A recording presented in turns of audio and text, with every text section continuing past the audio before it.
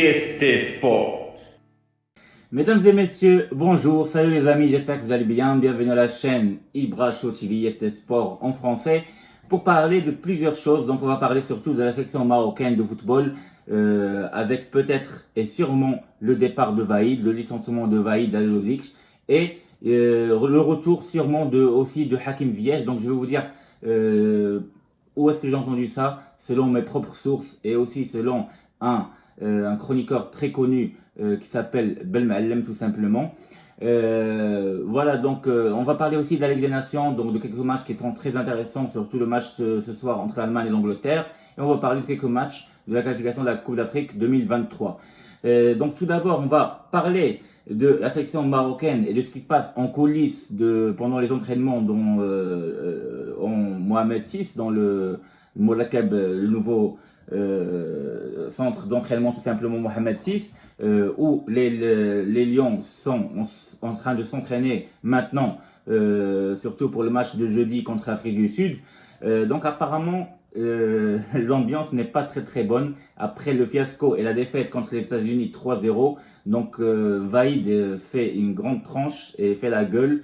Les joueurs ne se sentent pas très bien comme avant. Donc voilà, donc il y a une mauvaise ambiance et selon mes sources, c'est que vraiment Vaïd, après le match de Liberia, ça veut dire le lundi prochain, il y aura vraiment une décision de la fédération marocaine et c'est surtout au Fawzi d'un licenciement de Vaïd.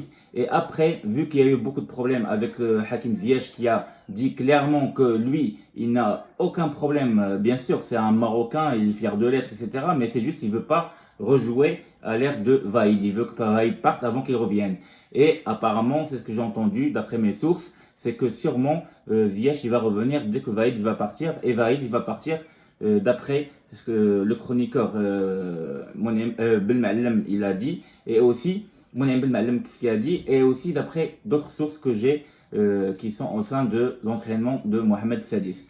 Voilà, donc je pense que sûrement il y aura un départ de Vaïd, donc chose qui est vraiment, enfin c'est ce qu'on voulait vraiment, 99% des gens qui suivent le football et qui aiment le foot et qui sont jaloux sur le maillot du football marocain, de la sélection marocaine, donc on va avoir une nouvelle chance avec un nouvel entraîneur et on sera vraiment content finalement le départ de Vaïd.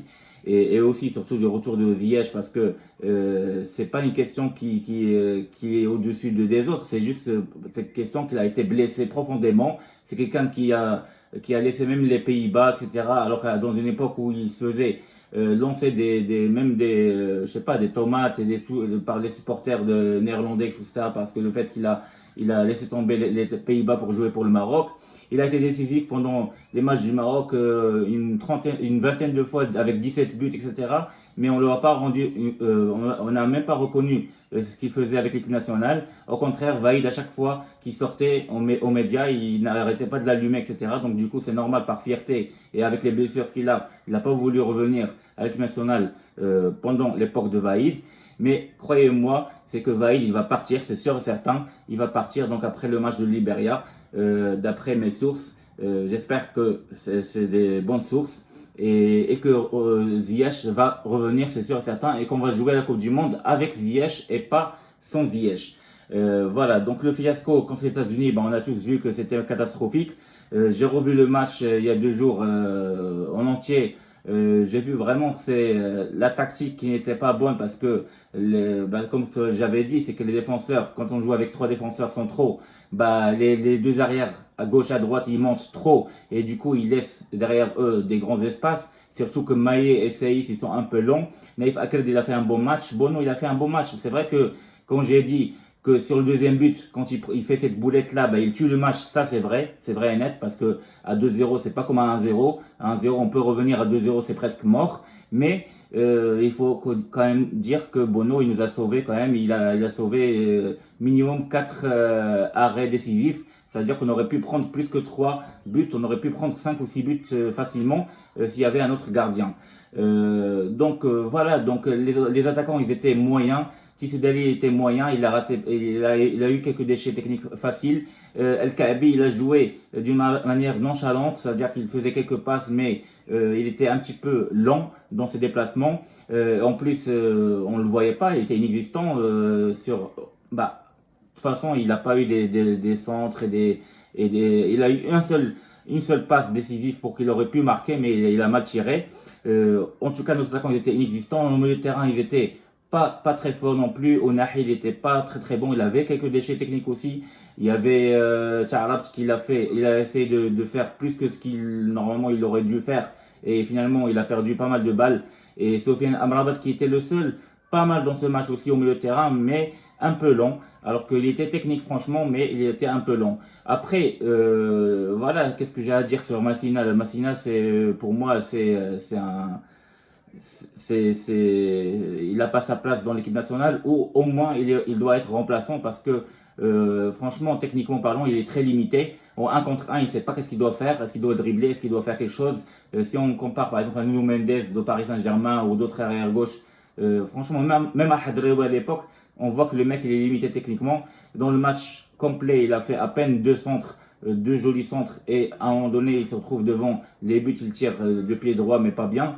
Mais il est un peu limité techniquement. Donc moi je pense que vraiment on doit revenir à une tactique normale, un schéma tactique de 4-3-3 normal, avec espérons le retour de Boufal qui sera très important dans notre équipe, et le retour de Hakim Ziyech aussi, et pourquoi pas mettre en numéro 10 Ziyech même ou quelqu'un d'autre comme Haris, etc. Et Soufiane Rahimi lui donner un peu plus de chance parce qu'on a vu que quand il est rentré, il a tout de suite il a réussi à obtenir un penalty, ce qui est chose important. Voilà, donc à vrai dire, donc c'était juste cette vidéo là, c'est pour une information que je vous ai donnée, que pour moi je pense que d'après mes sources, c'est que Vaïd va partir, c'est sûr certain, après le match de Liberia, et que le Ziyech, Hakim Ziyech va revenir, c'est sûr. Donc pour parler de la Ligue des Nations, donc on a vu que hier la France elle a fait un partout contre la Croatie, et c'est la Croatie qu'on va jouer contre elle, et donc on voit le niveau de la Croatie, comment ils ont été très forts hier avec la manière comment ils ont joué, etc., avec les Modric et tous les joueurs qu'ils ont. Et si on joue comme contre les États-Unis, on va se faire défoncer, c'est clair et net, en Coupe du Monde. On a vu l'Italie qui a fait un partout contre l'Allemagne aussi. Ce soir il y aura Angleterre-Allemagne, c'est un joli match, et l'Italie contre la Hongrie, sachant que la Hongrie, elle avait battu l'Angleterre 2-1 dans le match aller. Donc il y aura pas mal de matchs qui sont pas mal. On a vu que le Portugal a écrasé la Suisse 4-0 avec un doublé de Ronaldo. Et on a vu qu'en match amical, l'Argentine a battu l'Estonie 5-0 avec un quintuplé de Lionel Messi qui était formidable lors de ce soir-là. Franchement, il reste le GOAT pour moi tout simplement. Donc pour les qualifications de l'Afrique du Sud, l'Afrique en Coupe du Monde 23, on a vu que l'Algérie a réussi à gagner 1-0. L'Égypte a gagné aussi 1-0. Non, l'Algérie a gagné 1-0 hier en match amical contre le Niger. Voilà, donc alors que le premier match, elle a gagné 3-0. Voilà, donc la Tunisie a gagné le premier match 4-0, mais le deuxième match, elle fait un match nul 0-0. Voilà, donc on va voir. De toute façon, la Tunisie, elle est dans un groupe qui est plus ou moins moyen, avec la Libye et la Guinée équatoriale. Elle est première avec 4 points. Je pense que ça va être, pour l'instant, il y a encore la Guinée qui a 3 points et la Libye 3 points. Donc il faut que la Tunisie gagne le prochain match ou les 2 prochains matchs pour être sûr de se qualifier. Et pour l'Algérie, franchement, il y a un groupe qui est très facile, donc il n'y a pas de raison pour avoir peur. Pour le Maroc, par contre, il y a l'Afrique du Sud qu'il faut essayer de gagner ce match aller. Match retour, pourquoi pas faire juste un match nul. Et même si on perd, si on arrive à battre le Libéria en aller-retour, ben on sera qualifié facilement en Coupe d'Afrique 2023. Voilà, c'est tout ce que j'avais à dire dans cette vidéo-là. N'hésitez pas à liker et partager comme d'habitude. Donc voilà, c'était une jolie information que je devais vous le dire parce que selon mes sources, normalement, qui sont connues dans le football et qui sont très proches de l'équipe nationale, c'est que normalement, c'est ce qui devrait passer, le fait que Vaïd va être licencié et Inch'Allah le retour de Hakim Ziyech. Donc je vous dis à très bientôt les amis, merci de m'avoir suivi encore une fois. À bientôt. Au revoir.